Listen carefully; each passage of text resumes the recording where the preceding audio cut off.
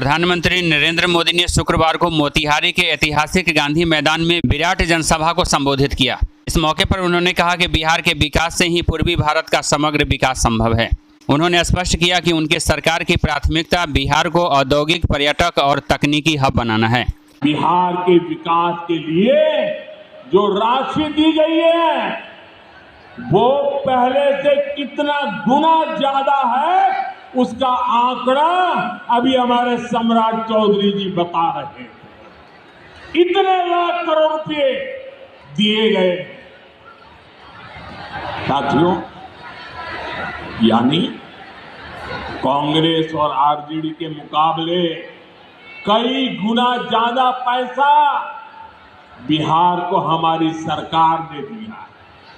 ये पैसा बिहार में जन कल्याण के काम आ रहा है। ये पैसा विकास परियोजनाओं में काम आ रहा है। बिहार के नौजवानों को बिहार में ही रोजगार के ज्यादा से ज्यादा मौके मिले, इसके लिए बीते वर्षों में यहां तेजी से काम हुआ।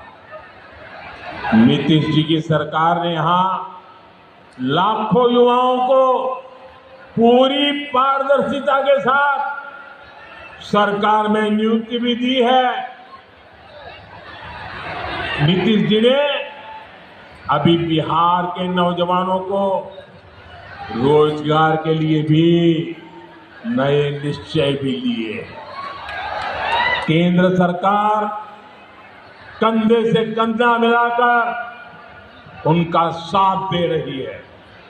साथियों, कुछ दिन पहले केंद्र सरकार ने एक बड़ी योजना को मंजूरी दी। इस योजना के तहत प्राइवेट कंपनी में पहली बार नियुक्त पाने वाले, जिसको पहली बार मौका मिलेगा, उसको 15,000 रुपया केंद्र सरकार की तरफ से मिल दिया जाएगा।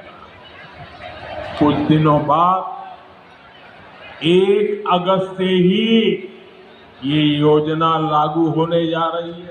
पीएम मोदी ने कहा कि जिस तरह पश्चिम में मुंबई है, उसी तरह मोतिहारी को विकसित करना है।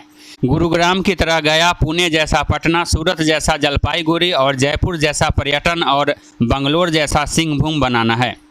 उन्होंने याद दिलाया कि साल 2005 से 2014 तक केंद्र की तत्कालीन यूपीए सरकार ने बिहार के साथ सौतेला व्यवहार किया, लेकिन साल 2014 के बाद केंद्र में मोदी सरकार बनने के बाद विकास में कोई कमी नहीं छोड़ी गई।